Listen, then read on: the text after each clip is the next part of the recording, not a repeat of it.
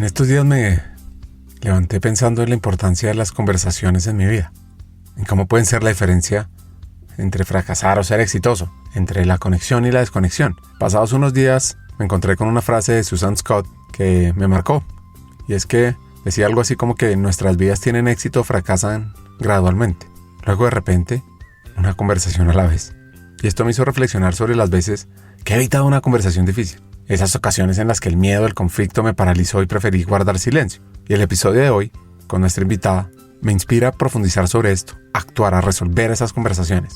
Y es que precisamente cuando uno tiene esos momentos incómodos, donde recibe el verdadero crecimiento, es cuando uno se da cuenta que menos mal lo hizo. Y el término interrogation reality se convirtió en una especie de mantra para mí. Necesitamos enfrentar la verdad, por incómoda que sea, para poder avanzar. Pienso en cómo a menudo nos enfocamos a veces en lo superficial, en lo que se ve bien a primera vista, sin atrevernos a profundizar o dejar así. Y lo que dice Scott es que la escucha es la fuerza que más poderosamente transforma una relación. Y es cierto, cuando realmente escuchamos no solo con los oídos, sino con todo nuestro ser, abrimos la puerta a una comprensión más profunda y una conexión más auténtica. Prepárate para un episodio cuya historia de vida te inspirará, te hará reflexionar y estoy seguro que querrás saber mucho más. Y por el otro lado, un episodio que te va a enseñar a tener conversaciones contigo.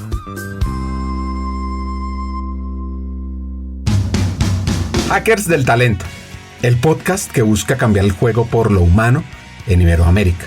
Nuestra tercera temporada está enfocada en ti.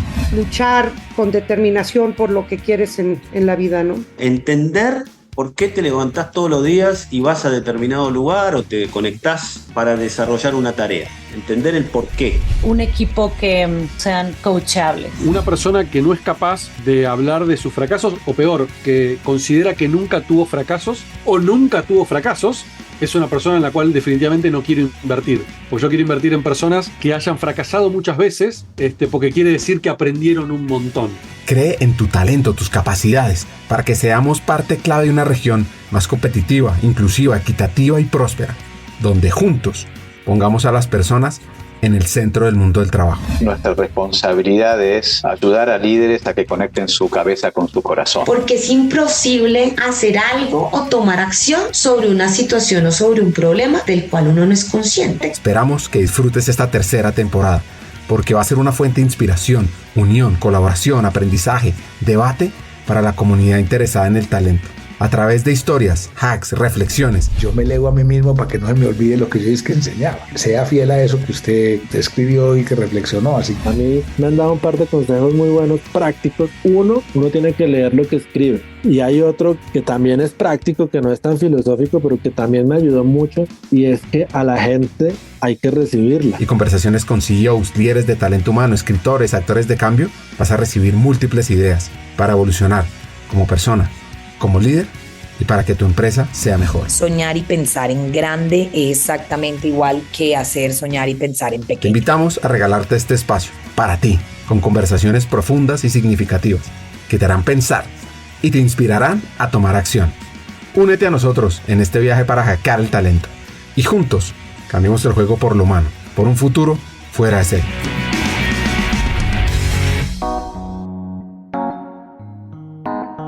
Nuestra invitada de hoy, Marta Montoya, es un ser humano extraordinario que hoy se dedica a enseñar sobre conversaciones difíciles. Y voy a arrancar un poco con este tema. Luego, pues por supuesto es crítico entender su historia de vida, que ha tenido unos momentos de fortaleza interna, resiliencia, amor propio y aprenderse a hablar uno mismo, realmente fascinante. Y voy a arrancar por el final, por lo que está hoy, a un año o menos de pensionarse. En algún momento me dice Prestigio. Una empresa muy importante de este país quería tener un taller de conversaciones difíciles para los negociadores del sindicato, tanto los que negocian por el sindicato como los que negocian por la empresa. Y creemos, Martica, que tú les puedes dictar un taller de conversaciones difíciles. Yo, sí, claro, tú eres la propia. Yo, sí, claro. Y fue un taller espectacular, Ricardo, espectacular. Te digo que de esos días en que tú sales de la empresa y dices, no puede ser, o sea, no puede ser lo que estamos logrando seguir, sentar a dos equipos que de alguna manera tradicionalmente se han sentado a negociar con la mirada de que yo tengo que convencer al otro de que el otro está equivocado y el otro me tiene que convencer a mí, de pronto empezar a, desde esta claridad que te digo, de no aborde su conversación pública hasta que no comprenda cuál es su conversación privada, lograr hacer un taller que fue muy bonito, muy beneficioso, que recibí unos mensajes muy bonitos después de que pasó el taller de las directivas. Entonces, siento que hoy toda esa claridad que yo fui ganando en el tema de conversaciones, lo pongo en el día a día a través de Prestigio, al servicio de las empresas y de las personas,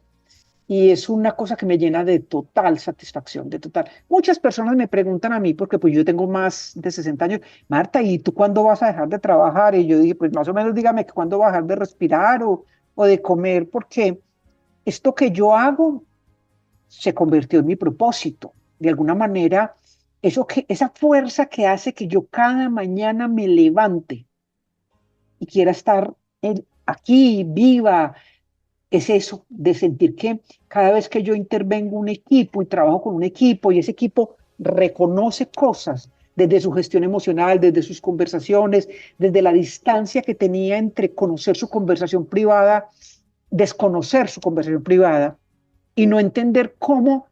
Te voy a poner un ejemplo, Ricardo. Tú y yo somos socios.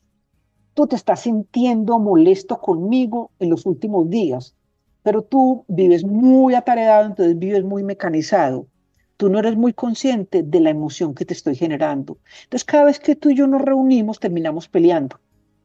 Y tú mismo sientes que la culpa de eso la tiene Marta. Marta, porque es que Marta no se presta. Y un día te pregunto, cuando vayas caminando por un corredor, que es una tarea que le pongo mucho a mis clientes, cuando vayas caminando por el corredor donde vas a tener la reunión, para un segundo y escribe en tu teléfono qué es lo que Ricardo le está diciendo a Ricardo. ¿A qué vas a esa reunión? ¿A qué vas? ¿Vas a defenderte o vas a escuchar? ¿Vas a polemizar o vas a construir? ¿Vas convencido de que tienes la verdad revelada o crees que tienes un 50% y que el otro puede tener ese 50%? Si usted hace conciencia de esa conversación privada, la persona que va a esa reunión va en una manera distinta. Esa es mi absoluta certeza. Y otra cosa que me ha aportado muchísimo, muchísimo, es entender que nosotros normalmente tratamos a los adultos como que fueran niños y le hablamos al adulto como si fuera un niño. Por lo tanto, nos movemos más en el mundo de la afirmación que en el mundo de la pregunta. Y resulta que los adultos tenemos unas características muy particulares. A los adultos no nos gusta que piensen por nosotros. Amor, llamó mi mamá que nos invita a comer el domingo y le dije que sí. De alguna manera tú sientes, o sea, que sí. Le entregó mi tarde de domingo sin preguntarme si yo puedo, si quiero, si me importa. Los adultos tenemos un autoconcepto de ser seres humanos responsables de nuestras propias acciones, entonces nos molesta mucho que el otro tome decisiones sobre nuestra vida. Y hay un tema muy importante con los adultos. No estamos interesados en que el otro nos diga cómo tenemos que vivir. Por eso cuando un líder se sienta con un equipo o con un subalterno y le dice, quiero que mejores esto, que hagas esto, es posible que ese subalterno o ese coequipero le esté haciendo pistola.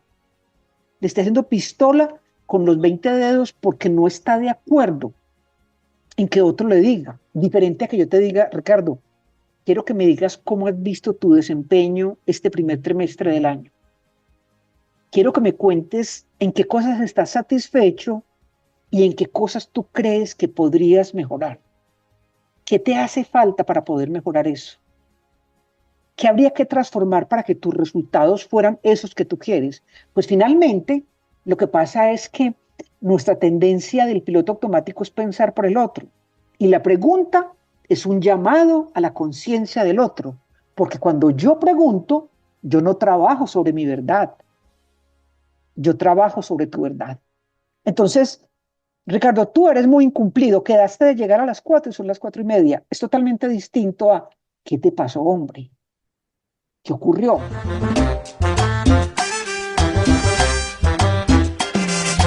La vida de Marta tiene que ver con un pueblo que se fundó el 15 de agosto de 1539 por un conquistador español llamado Jorge Robledo. Sí, les estoy hablando de Anserma. Anserma viejo, como te quiero, con 1000 besos te arrullaré. Anserma viejo, como te quiero, con 1000 besos te arrullaré. Que es una de esas localidades antiguas de Colombia. Sus primeros años transcurren en ese pueblo. Y ahí tiene algunas ideas o imágenes de esos momentos. Claro que tengo recuerdos del pueblo. De hecho, yo siempre he dicho que cuando uno es niño y tiene la fortuna de vivir en un pueblo, vive en una libertad total. O sea, es decir, yo creo que en vacaciones yo me levantaba, no sé si me bañaba, tal vez no me bañaba, porque como era un pueblo con mal servicio de energía, entonces a veces no había agua caliente sino hasta por la noche, entonces me levantaba y salía para la calle y podía quedarme todo el día en la calle, almorzaba en la casa de unos amigos, tomaba algo en la casa de otros amigos y no había angustias de ninguna clase, ni de parte de mi mamá, ni de parte de nosotros. Entonces creamos un grupo de amigos muy bonitos con los que hoy todavía nos vemos, nos reunimos, sobre todo con algunos que se fueron a vivir a Los Ángeles, y ese pueblo me dejó marcada la memoria como de andar desprevenido en la vida, como de jugar, de irse al parque, y en el parque no existía clases sociales. En el parque jugábamos todos los muchachitos, independiente si eras el hijo del médico del pueblo o si eras el hijo del carcelero. Allí todos estábamos en el mismo mundo y en la misma realidad, jugando unos con otros. Y también creo que una mamá que no era como temerosa, no era una mamá que partía de la base de que las cosas iban a salir mal. Mamá, que hay un paseo, que nos vamos a ir caminando a no sé dónde. Listo, mi hija, váyanse. Y no había más. ¿Y para dónde van? ¿Y con quién van? O sea, siento que ese pensamiento de libertad generó en nosotros un gran concepto de autonomía, de yo soy responsable de mí y yo puedo lograr y llegar a donde yo quiero llegar. Creo que fue una cosa que ella generó, tal vez ni siquiera desde su decisión, sino a partir de su temperamento y de lo que ella era. ¿Por qué llegaron allá? A pesar de que era hija de paisas, mi papá se había ido al departamento de Caldas para trabajar el negocio de la ganadería. Entonces mi papá y mi mamá llegan a vivir a Anserma y allí nacemos los 3 hermanos. Mi papá se muere cuando yo tenía 5 años, entonces pues muy poco sé de él, o muy poco, más que poco saber, muy poco recuerdo pues de su interacción con él, de mi interacción con él. Y mi madre murió cuando yo tenía 17 años. Yo ya vivía en Medellín y siempre he dicho que es una vieja tan tesa, tan berraca, que a pesar de que solo estuvo 17 años en mi vida, tuvo la capacidad, la fuerza, la decisión de generar en nosotros una cantidad de sentido de propósito, una cantidad de sentido de libertad, de autonomía. Entonces, si tú me dijeras a mí, ¿qué aprendiste de tu mamá? Yo diría, mi derecho a ser un ser autónomo, independiente. Nos decía desde muy niños, estudien porque el estudio libera. Estudien mucho. Cuando uno estudia, y ella no había estudiado, entonces me parece más bonito el tema, estudien porque cuando uno estudia, tiene autonomía sobre su vida y nadie decide por uno. Y creo que ese fue el mayor regalo que me dejó. La educación libera. ¡Qué gran mensaje! Ahora, ¿cómo hicieron para sostenerse en ese momento? Mi papá tenía un par de hermanos que también estaban metidos en el mundo de la ganadería y ellos empiezan como a representar a mi papá en esos negocios. Mi mamá nunca se metió en ese negocio de la ganadería, no, ella no, fue siempre una ama de casa, Mis tíos empezaron a manejar el negocio de la ganadería. Finalmente, las fincas que mi papá tenía se vendieron porque mi mamá, dentro de esa visión y esa berraquera tan grande que ella tenía, ella decía, yo no quiero educar mis hijos en un pueblo. Y algunas veces sus cuñados le decían, no venda las fincas, que eso se valoriza. Y ella dijo, no, yo no me gano nada con tener unas fincas valorizadas y unos hijos que no estudiaron. Entonces, finalmente, ella tomó la decisión de que esas fincas se vendieran, puso ese dinero a interés y nos trajo a vivir a Medellín. Es decir que yo a los 14 años ya vivía en Medellín y estudiaba aquí en Medellín, igual que mis hermanos. Entonces, digamos que el negocio de la ganadería por el lado de mi papá se acabó. Siguiendo con su historia, ¿cómo es cambiar de pueblo a ciudad? Yo me imagino que no debe haber sido tan fácil.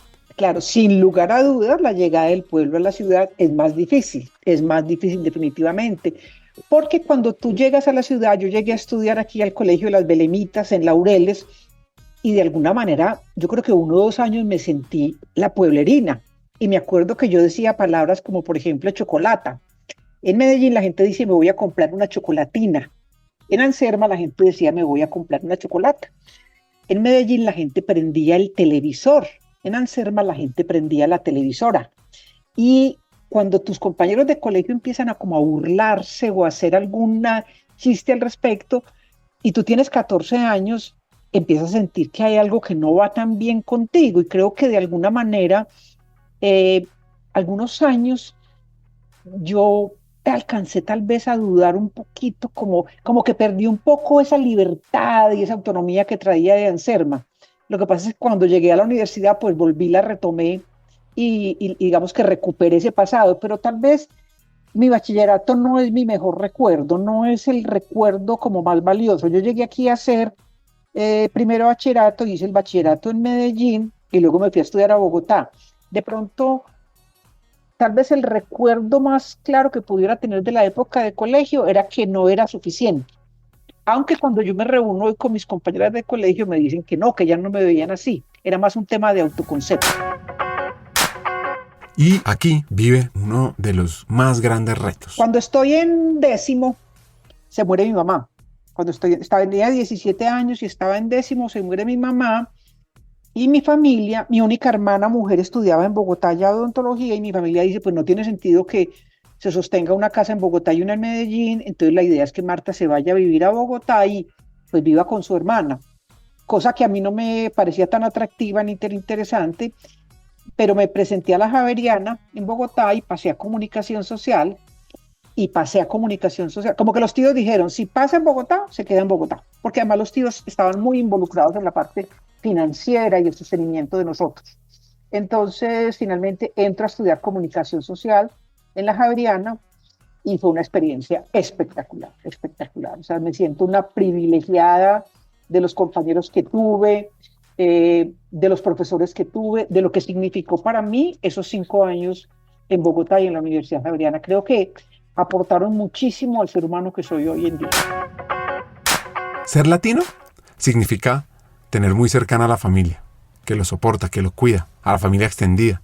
Eso nos une y eso nos hace diferentes al resto del mundo. Y es que, para Marta, los familiares por el lado de su mamá le dieron estabilidad emocional y por el lado de su padre, estabilidad económica. Y eso le permitió irse a Bogotá, estudiar comunicaciones, porque no le gustaban las matemáticas y porque en la casa le decían que era muy buena hablando. Además de todo, en Bogotá tuvo grandes amigos cercanos, bailó salsa, y cuando estaba terminando la carrera se devuelve a Medellín porque un novio la estaba esperando. Se casó muy temprano. ¿Y entonces no fue muy temprana esa decisión? Mira, Ricardo, yo creo que no había mucho dilema y te voy a decir por qué. Porque cuando tú eres huérfano de papá y mamá a los 17 años, yo creo que hay una sensación permanente en ti de no pertenecer. Voy a ponerte un ejemplo, 23 de diciembre. Pues sí, claro, finalmente terminas yéndote para donde los tíos, pero la sensación de que tú no tienes un núcleo propio, o sea, no está la casa de papá y mamá donde tú te vas a reunir en Navidad. Entonces yo siento que una emoción o una sensación de no pertenecer me acompañaba en esas épocas de la universidad. Entonces, de alguna manera, yo creo que ni siquiera me pregunté mucho qué es más importante, mi carrera o casarme, sino que pensé, me puedo casar, puedo armar un hogar en Medellín y busco trabajo en Medellín. Y eso fue lo que hice. Yo termino la carrera en el 86 y ese mismo diciembre me caso, justo el día que mataron a don Guillermo Cano. Ese día me caso y muy rápidamente consigo trabajo en Medellín en una firma operadora de eventos y arranca un recorrido que pareciera que iba a ser muy distinto al que terminó siendo, porque yo después pues cambio completamente, digamos que cuando dentro de la organización Corona cambio completamente como mi vocación, pero en ese momento era muy de comunicación, muy de relaciones públicas, muy del mundo de lo social, del vínculo, de la relación. Eso cambió después, pero en el instante en que decidí regresar de Bogotá a Medellín, no sentí que tenía pérdidas, al contrario, sentí que ganaba un núcleo. Cuenta Marta que ella estaba enamorada del amor, así que el matrimonio no dura mucho. Regresa a Bogotá, al Instituto de Seguros, donde trabaja en comunicaciones, y conoce a un señor llamado Jesús María Sierra. ¿Y qué va pasando con él? ¿Qué va pasando? Entonces yo me caso con Jesús María Sierra, que era el jefe de la oficina jurídica del seguro. Rápidamente él sale de allí, él se va a trabajar a Metrosalud. Yo me quedo allí como un año más después de que nos casamos y participo en una convocatoria de Vajillas Corona y entro a trabajar a Vajillas Corona. Trabajar en Vajillas Corona es un punto de inflexión muy importante en mi vida porque los Echavarría, en ese momento, no sé hoy, tenían una visión muy, muy amplia y muy bonita sobre lo que significaba desarrollar su gente. Entonces, a pesar de que yo entro al área de comunicaciones, tuve mucha posibilidad de aprender muchísimo, muchísimo sobre lo que significaba desarrollar a otros, ejercer el liderazgo más allá de la autoridad, ejercer el liderazgo como un ejercicio de convocar al otro a que camine hacia su mejor versión, ejercer el liderazgo como una visión de construir posibilidades. Yo no sé si tú sabes, por ejemplo, que los Echavarría, como te digo, en esa época, no sé cómo hoy, tenían barrios en las ciudades donde operaban, barrios para su gente. Locería Colombiana tenía barrios y tenía escuela para los hijos de los trabajadores. Entonces, había una visión muy bonita de desarrollo y a pesar de que yo estaba en el área de comunicaciones, digamos que de alguna manera ahí encontré en mí, y digamos que ahí dejo un poquito la comunicación social y me paso más al tema de desarrollo gracias a los aprendizajes allí. Mi jefe en Locería Colombiana, en Corona, era un hombre que yo considero como una eminencia en el tema de lo humano, que se llama Ramiro Restrepo, fundador de los fundadores de ACRIP, de ASCOR, Asociación Colombiana de Redes de Trabajo, y aprendí mucho de él, muchísimo, muchísimo, muchísimo. Sin embargo, él se va de Corona porque se iba para Cadenalco, y yo ahí tengo mi primera hija, y cuando regreso de la licencia de maternidad, él ya se había ido, habían cambiado el modelo de gestión humana, iba a ser un modelo distinto, y yo no quería trabajar tan lejos de mi casa, porque Corona es en Caldas. Yo me demoraba más o menos 1 hora de mi casa a la empresa. Entonces tomo la decisión de renunciar y dedicarme por lo menos medio tiempo a mi hija, y ahí estuve trabajando un tiempo como consultora en algunas empresas acompañando en procesos de comunicación, pero muy puntuales, o sea, como decir algo, una campaña, un producto muy específico. Entonces estoy en ese rol, estoy como del 96 al 2000. Es 4 años más o menos, 3 años estuve así, y ya entro a trabajar a Punto Blanco y Jet, a Cristal, y allí entro como gerente de desarrollo humano. Pero es el momento más difícil para mí en la vida, frente a confrontarme que ya lo más importante no era yo, que ya lo más importante no era mi crecimiento profesional, que yo tenía muchos sueños profesionales, muchos deseos, tenía una visión muy grande de expansión profesional, y que ahora que me convertía en mamá, de alguna manera esas prioridades cambiaban, y no cambiaban porque nadie me lo exigiera ni me lo pidiera, porque además tenía un gran socio de vida para que me acompañara en este proceso de desarrollar los hijos, sino porque mi corazón me pedía que era el momento de ella, más que mío. Entonces fue un momento difícil, por eso terminé yéndome de Corona, porque finalmente yo sentía que como que estaba haciendo las dos cosas a medias, como que salía de mi casa a las 7 de la mañana sintiéndome la peor mamá del mundo, y estando en el trabajo me sentía desconectada completamente de lo que estaba pasando allá, porque estaba conectada con si ya desayunó, si tiene cólico, y cuando regresaba en la tarde me sentía muy culpable, me sentía que le estaba haciendo algo malo a ella, y eso fue un momento muy difícil para mí, por eso terminé renunciando. Entonces, he amado profundamente el rol de ser mamá, lo he amado profundamente, amo ser mamá, creo que no hay nada que me haya dado tanta alegría, tanta satisfacción, tanto bienestar, pero en el instante que tomé la decisión de asumirlo al 100%, fue un momento que me exigió como desaprender creencias y soltarme de modelos mentales del pasado. Esto es un tema clave de conversar para generar esa libertad y esos espacios de madre y empleada, de padre y empleado. De hecho, Ricardo, yo tengo la percepción de que de eso se habla poco y también tengo la percepción de que eso está cambiando mucho. O sea, yo veo que cada vez las mujeres las veo más capacitadas para sentirse que pueden hacer las dos cosas. No tengo la certeza de que sea cierto, pero las veo más capacitadas para hacer las dos cosas muy bien hechas, para poder ser mamás y a la vez ser unas mamás presentes, comprometidas, acompañadoras y a la vez poder trabajar. O sea, siento que ha habido como una evolución desde esa época en que yo fui mamá a hoy en día. Yo siempre he dicho que la única relación amorosa que no es transaccional es el de padres e hijos, porque uno con los amigos, si los amigos no le funcionan, pues ya no los quiere. Y con tu hermano, si cada vez que te ve te jode la vida, pues no lo vuelves a ver. Y si tu vecino, pues no es la persona, pues no. Pero con un hijo no es así. Tú con un hijo lo puedes ver equivocado, cometiendo errores, y el amor está ahí, intacto. Tal vez hasta más grande, porque en la medida en que lo puedas ver equivocado, sientes más amor y más necesidad de cuidarlo, de ayudarlo, de acompañarlo y de protegerlo. Entonces, siento que esa incondicionalidad del amor de padres y del amor materno específicamente es una cosa que uno solamente la descubre el día en que se convierte en mamá. Y que tal vez cuando alguien te lo dice, tú no te lo crees mucho. Tú crees que no, que a mí va a ser distinto, que yo lo voy a manejar distinto. Y ahí sí, como el carnaval de Barranquilla, quien lo vive es quien lo goza. O sea, quien lo vive es quien sabe lo que significa esa ambivalencia de entonces, ahora lo importante es mi hijo o la prioridad soy yo. ¿A qué le voy a dar prioridad? ¿A ser una mamá presente o seguir trabajando por mis sueños? Y juntar que yo sea una mamá presente y trabajar por mis sueños es un reto que creo que necesitas un muy buen socio de vida para que eso pueda pasar. Que creo que fue mi caso, pues además.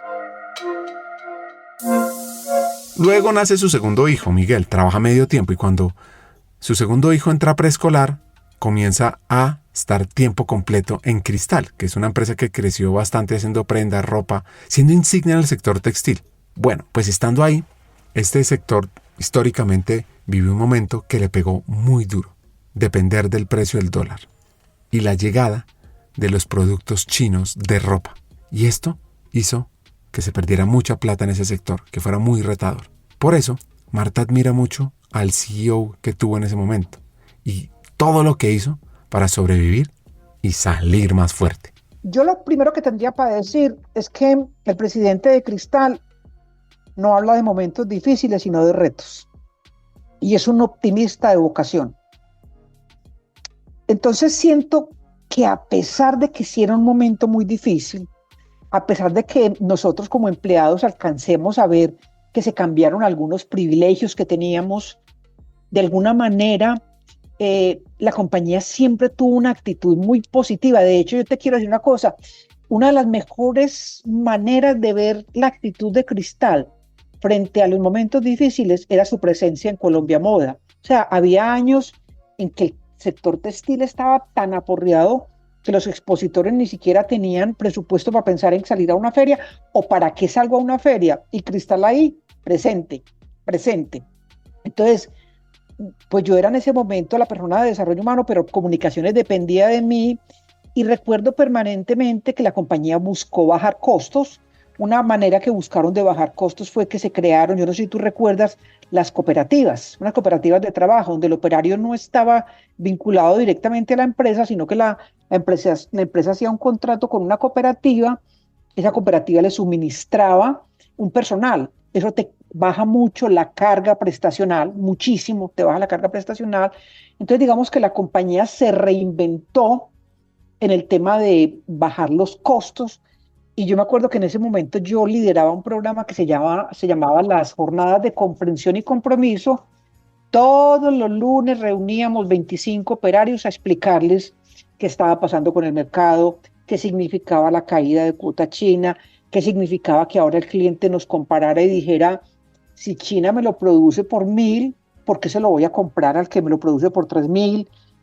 Buscábamos de una manera absolutamente coquito, así como de la cartilla del ABC, enseñarle a cada operario a comprender cuáles eran esas nuevas reglas del juego y cómo debía operar la organización para que fuera viable financieramente. Y creo que hicimos un trabajo muy bonito, muy trabajo muy bonito. De hecho, tengo una anécdota hermosa, hermosa, hermosa, porque dentro de ese taller que lideraba yo, que se llamaba las jornadas de comprensión y compromiso, yo arrancaba por ponerle a las personas a identificar su proyecto de vida. ¿Cuál es su proyecto de vida? O sea, ¿usted para dónde va y qué papel juega esta empresa en su proyecto de vida?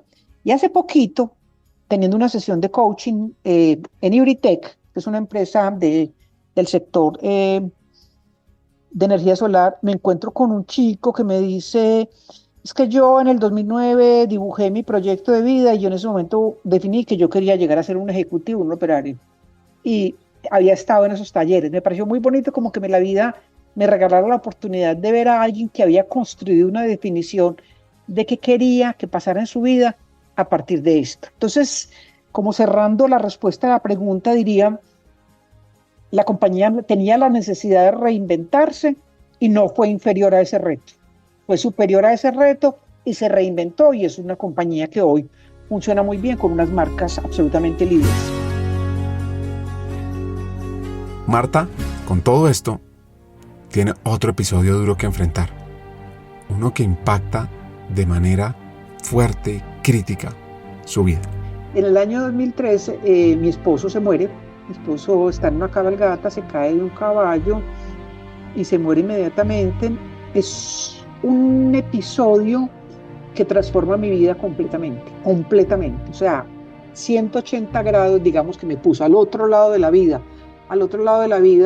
por lo que significaba ser la mamá de 2 chicos huérfanos, al otro lado de la vida por lo que significaba una mujer que de alguna manera había perseguido toda la vida pertenecer a, por su orfandad temprana, al otro lado de la vida porque yo tenía, no era rica, pero tenía como una tranquilidad económica, un esposo que ganaba bien, pero era independiente, entonces su pensión fue muy mala.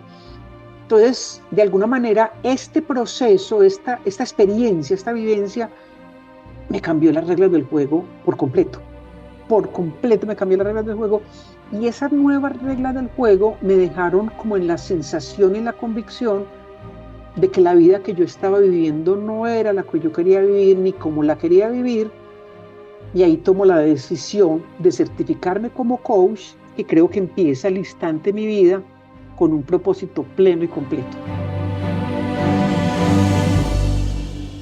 Así que me pregunto, ¿por qué? Cuando yo tomo la decisión de certificarme como coach, quería una institución que me inspirara mucha seriedad, que me inspirara la sensación de que estaba llegando a un lugar serio, porque creo que el tema del coaching es un tema demasiado manoseado, muy manoseado, y conozco muchas instituciones y cosas no serias que trabajan el tema de coaching. Entonces yo buscaba un lugar que me inspirara con mucha seriedad, y llegó a Colombia el campus del TEC de Monterrey, una universidad que me inspiraba todo el respeto del mundo, y tengo la oportunidad de hacer esta certificación, Ricardo, y sucede lo más importante que ha sucedido para mí en la vida: aprender cuál era la conversación que Marta tenía con Marta, y reconocer que mi conversación era una conversación que me tenía sentada en el lugar de víctima de la vida, y que sentía que la vida me debía y que yo iba por la vida facturándole a la vida lo que me debía. El coaching me regaló la oportunidad de entender cómo yo podía ser quien elegía cada mañana si yo enfrentaba los retos, las dificultades, las necesidades, los problemas con alma de víctima o con alma de protagonista. Y tal vez lo más importante que me ha pasado, entender que mi conversación privada me define como ser humano, que yo soy lo que yo me digo a mí mismo, pero además que mi conversación privada me constituye, pero la pública me revela. ¿Y qué quiero decir con que la pública me revela? Que lo que el otro sabe de mí, conoce de mí, ve de mí, pasa a través de la conversación que tenga con él. Reconocer el vínculo entre la conversación privada y la pública me dio un arma valiosísimo, porque justo en ese instante empecé a sentir que yo era dueña de mi propia vida.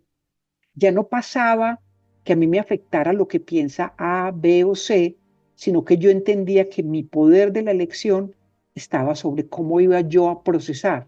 Entonces al final no es lo que Ricardo le dice a Marta, sino la manera como Marta procesa lo que Ricardo le dice a Marta. Y eso nunca sucederá desde el piloto automático. Eso solo sucede desde la conciencia. Entonces el coaching me regaló, primero, el reconocer el valor de la conversación privada y el valor de lo que impacta la conversación privada en lo público. Lo segundo, reconocerme como única gerente propietaria de mi propia vida y además encontré mi propósito.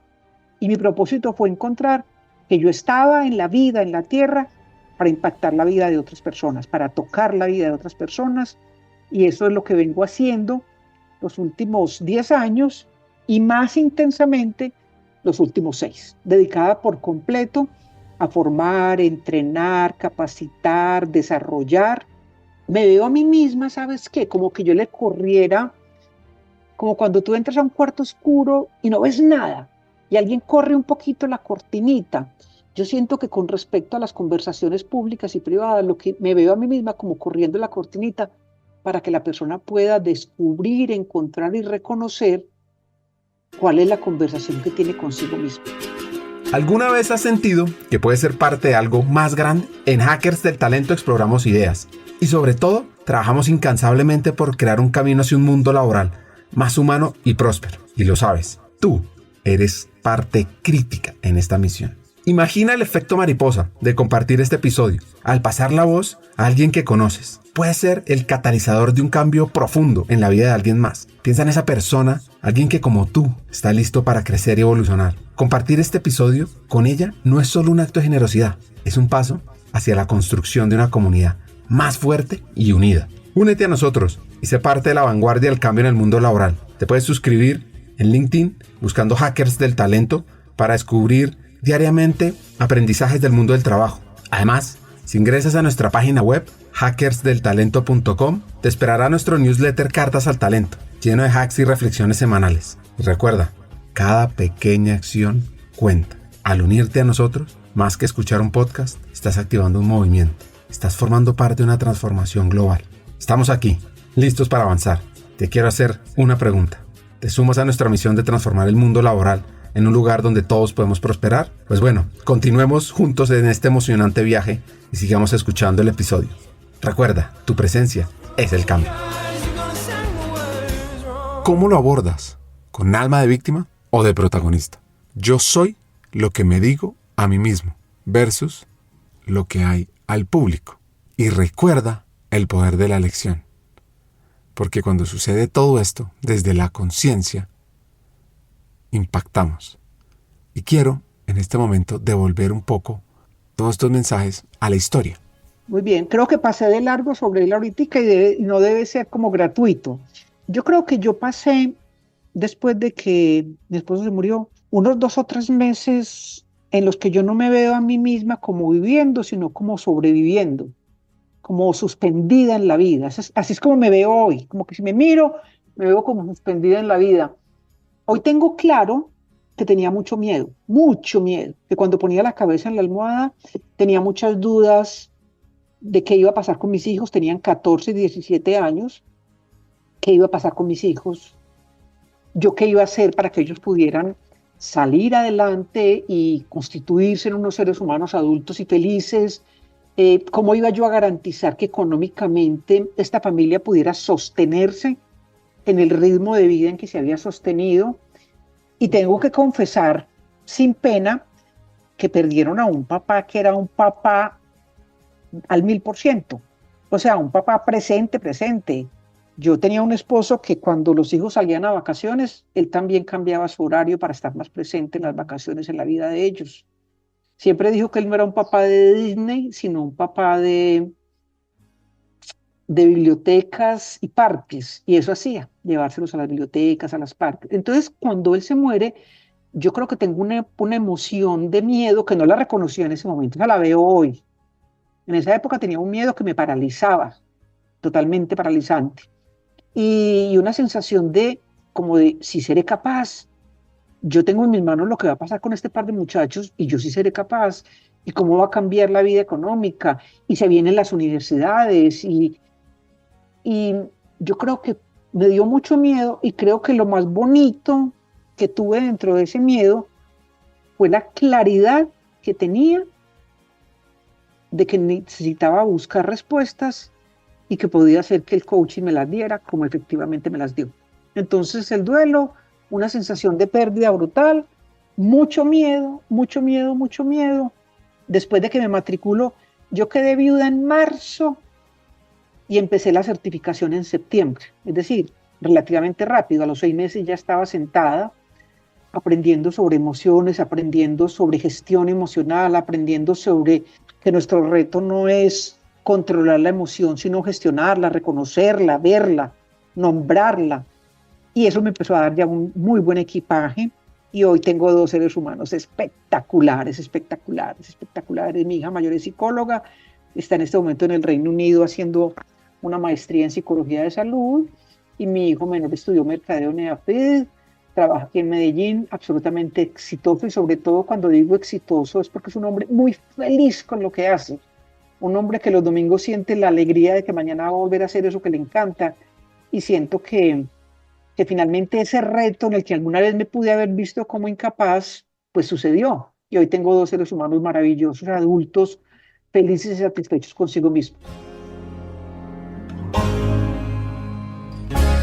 Esto es fascinante. ¿Y cómo llegó al mundo a enseñar, de compartir tantos aprendizajes, tantas lecciones de vida alrededor de las conversaciones difíciles? Además de eso, otra pregunta que me surge es, ¿de dónde provienen los primeros retos de esas conversaciones que tenemos? Yo creería que lo primero que sucede es que desde que tú naces hasta los 12 años, estás interactuando con unos adultos que tienen un modelo. Entonces, vamos a poner un ejemplo. Un típico cliente mío, porque es una cosa que sucede muy frecuentemente, un típico cliente mío, una mamá negativa que siente que todo va a salir mal. Cuídese mi hijo porque lo pueden atracar, cuídese mi hijo porque no sé qué. Una mamá negativa, vaciando todo el tiempo información en un chico que tiene menos de 12 años. La posibilidad de que ese chico contraste lo que le dice el entorno con lo que hay en su cerebro es muy bajita. ¿Por qué? Porque como todavía está saliendo, digamos que de la niñez a la adolescencia, no tiene como el equipaje mental para contrastar lo que el otro dice con la realidad. A los 12 años, tú empiezas a entrar, a salir ya de la niñez, empiezas a escuchar un entorno, tu conciencia se va desarrollando, más o menos, dependiendo de muchas cosas, pero en tu disco duro quedó grabada una información que quedó depositada en el piloto automático. Entonces, dentro de 10 años, a ti te entrevistan en un empleo y te dicen, mañana lo llamamos, y mañana no lo llaman. Inmediatamente, en tu piloto automático aparece lo que estaba en esa caja de esa mamá que decía, todo va a salir mal. Pero tú no lo ves, Ricardo, y no lo ves porque el cerebro no tiene sino 2 opciones, solo 2. O está en modo deliberado o está en modo mecánico. Y nosotros pasamos hasta el 90% de nuestro día en piloto automático. Entonces, la pregunta es, ¿qué tiene que suceder para que tú no te estés diciendo, si vio, yo sabía que no me iban a llamar, quedaron de llamarme a las 8 de la mañana, ya son las 3 de la tarde, seguramente que habían 4 candidatos mejores que yo? ¿Qué tiene que suceder para que tú digas, momento, a ver, ¿qué es lo que me estoy diciendo? ¿Qué es lo que yo me estoy diciendo? ¿Qué estoy pensando? ¿Esto que me estoy diciendo es la verdad o es solo una interpretación de la realidad? ¿Este pensamiento que yo estoy teniendo es el resultado de un hecho tocable o es solo un juicio que yo estoy haciendo? Pues no lo hacemos, Ricardo. Y no lo hacemos porque en este apremio y en esta velocidad pasamos de tal manera que nuestro modelo mental del piloto automático es el que nos pone a interpretar la realidad. Por eso, entrenarse en reconocer mi conversación privada es empezar a decir, ¿por qué siempre que las cosas no salen como yo esperaba, yo tengo en mi mente el mensaje de que es que las cosas van a salir mal? ¿Yo de dónde saqué eso? Y tengo que irme para atrás, para atrás, para atrás. Ah, ya entendí. ¿Qué puedo hacer cuando las cosas no salen como yo esperaba?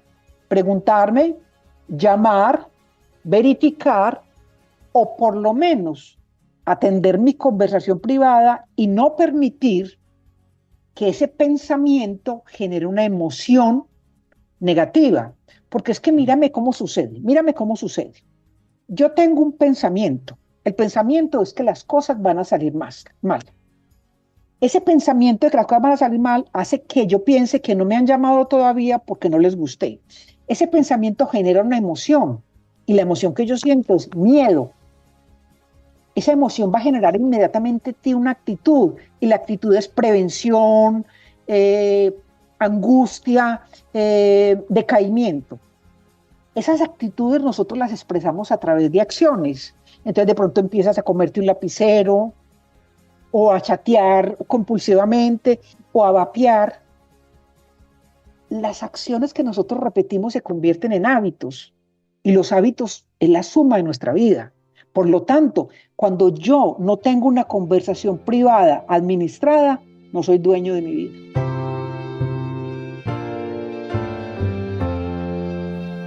Bueno, ¿anotaron ese hack? Ser dueño de tu vida es parte crítica de entender tus conversaciones internas. Y antes de la siguiente pregunta que le hice a Marta, quiero contarles que ella, como profesora de prestigio, y nuestra alianza con ellos, es profesora de la Academia Hackers del Talento LATAM 2024. Ella enseña cómo tener esas conversaciones internas desde lo humano, para que como líderes de talento impactemos, crezcamos y transformemos las organizaciones. Ahora, devolviéndonos a la pregunta, ¿cómo resolver entonces esos momentos cuando uno está perturbado? Lo que yo le recomiendo a las personas siempre es que en los instantes en que sienta que la perturbación llegó a su vida, estoy perturbado. ¿Por qué? Porque la pareja no me quiere como yo quería que me quisiera. Estoy perturbado porque mi jefe llevó 3 días pidiéndole que me reciba y no me ha recibido. Tengo una perturbación porque oí que en la empresa están despidiendo personas y tengo miedo de que yo sea el próximo. En ese momento, en vez de permitir que la ráfaga del piloto automático dispare a 1000 por hora, te van a despedir, te vas a quedar sin empleo, ¿qué vas a hacer? Vas a perder la casa. Se detenga y se pregunte, ¿qué me estoy pensando? ¿Qué me estoy diciendo? ¿Esto que yo estoy diciendo es verdad o es solo la interpretación de la realidad? Si los pensamientos no son la verdad, sino la interpretación de la realidad, entonces finalmente nuestros pensamientos son nuestra manera de ver el mundo. La gente le pelea mucho a esto que te estoy diciendo, Ricardo, mucho. Y cuando yo le enseño esto a un cliente, él tiene 250 argumentos para decirme que eso no es así. ¿Por qué? Porque de alguna manera tener pensamiento de víctima es muy cómodo, porque cuando yo tengo pensamiento de víctima, y yo creo que yo no he ascendido nunca en la empresa porque mi jefe no me valora, y yo creo que no estoy vendiendo porque el mercado está muy difícil, y yo creo que yo soy una marioneta que otro mueve, pues finalmente yo no soy responsable de mi vida. Pero cuando yo digo, mi jefe no me ha valorado y yo nunca he tenido una conversación con él para decirle, ¿usted cómo me ve a mí? ¿Qué cree que yo debería cambiar para el futuro? ¿Qué está reconociendo que hago bien y qué cosas cree que yo podría hacer distinto? Cuando yo digo, las reglas del juego del mercado están cambiando, hay que observar qué está sucediendo, cómo nos vamos a reinventar, qué tipo de cosas vamos a escuchar al mercado. Entonces yo ahí reconozco que yo soy responsable. Entonces, finalmente el reto es modificar el modelo mental. Si tú recuerdas, yo te dije ahorita que las personas pasamos hasta el 90% de nuestro tiempo en piloto automático. Eso quiere decir que para yo cambiar esa cifra, lo primero que tendría que hacer es exigirme tener rituales durante el día donde yo me exija estar en el aquí y en el ahora. Por ejemplo, la próxima semana, todos los días, voy a estar en el aquí y en el ahora mientras me estoy duchando. Y voy a estar en el aquí y en el ahora mientras que me estoy cambiando mi ropa de la calle por la ropa del... ¿Por qué pongo espacios tan corticos? Porque eso es demandante, cansa. Eso es demandante y cansa. Pero la idea es que yo me vaya poniendo pequeños ejercicios donde yo me exija estar en el aquí y en el ahora para ir entrenándome en esa capacidad. pensamiento no manejado, sobre todo en este mundo tan conectado, tan competitivo, es sobre la suficiencia. O sea, es recurrente.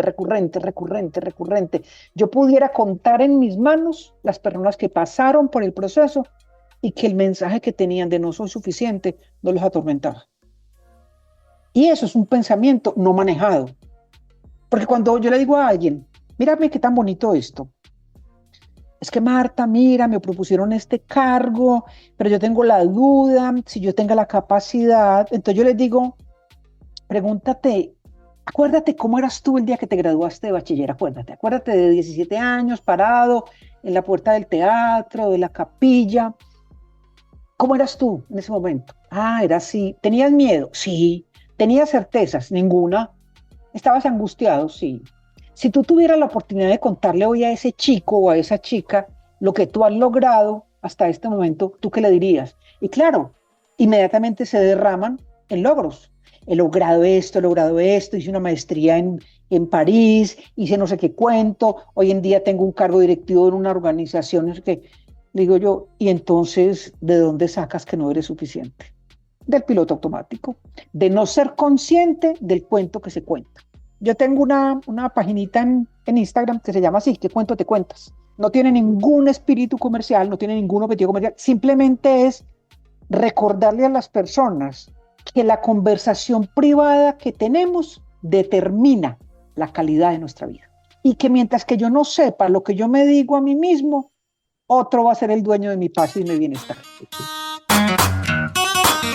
¿Y tú? ¿Cómo ves esas conversaciones con las percepciones sobre dinero y poder?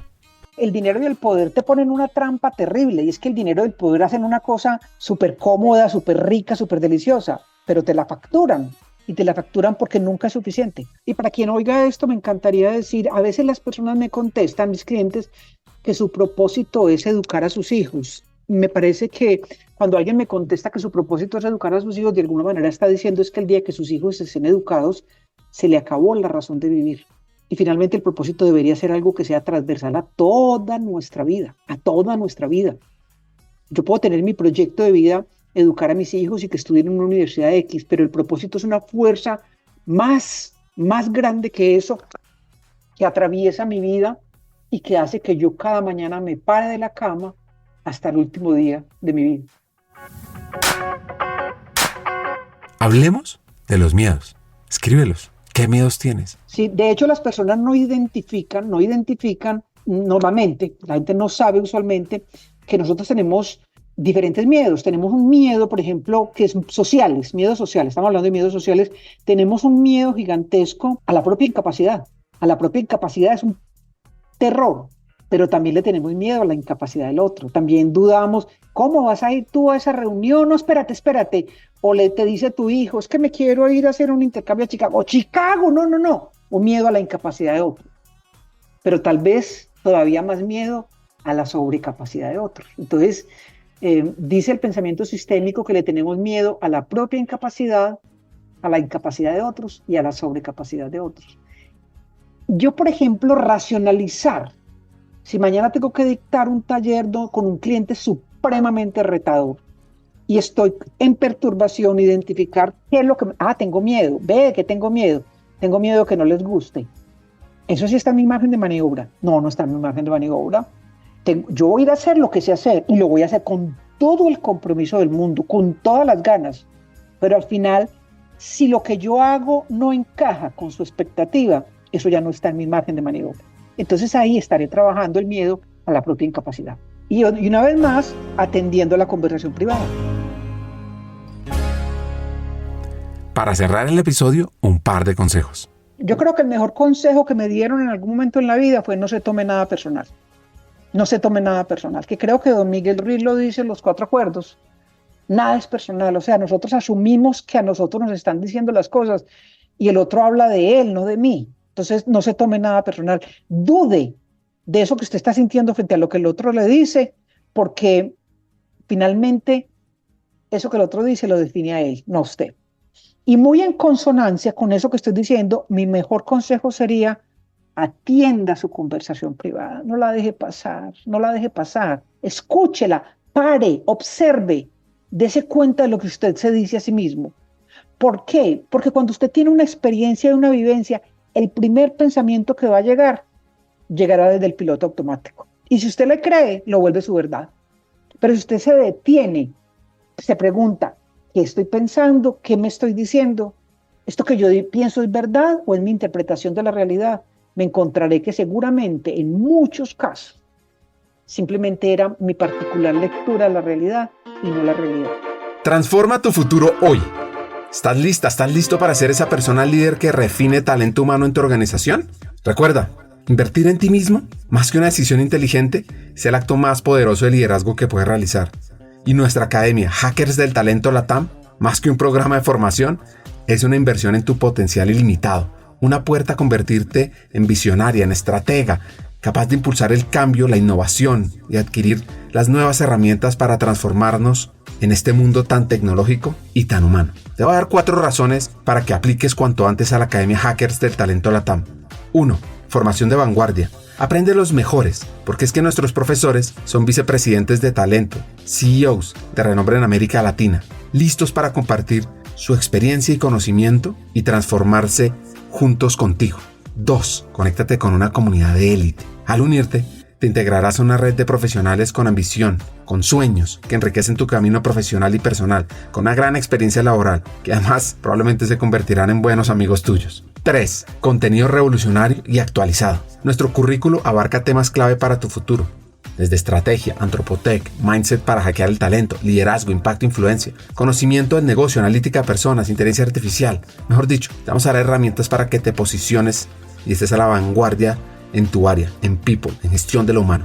Y por último, la experiencia educativa es de alto impacto. Nuestro enfoque innovador combina teoría y práctica, retos de transformación, coaching entre pares, acceso a cientos de contenidos asincrónicos y mucho más. Y al final, lo que estamos haciendo es garantizar un aprendizaje dinámico y profundo. Entonces, ahora es tu oportunidad para ser ese líder que guiará tu transformación en talento humano. Aplica a la corte número 5 de nuestra Academia Hackers del Talento LATAM. Es muy fácil. Ve a hackersdeltalento.com y ahí encontrarás toda la información para que te atrevas a hacer el cambio, a ser ese líder excepcional que el mundo necesita. El futuro del talento te espera. Y comienza con la decisión de ser más, de impactar más. Invierte en ti y sé el líder del mañana.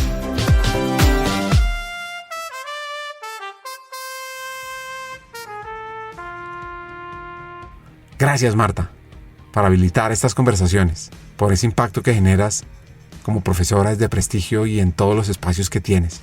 Y hoy, en este episodio, en vez de dar mis 3 hacks, quiero cerrar con un mensaje final a ti, por nuestra hacker de hoy.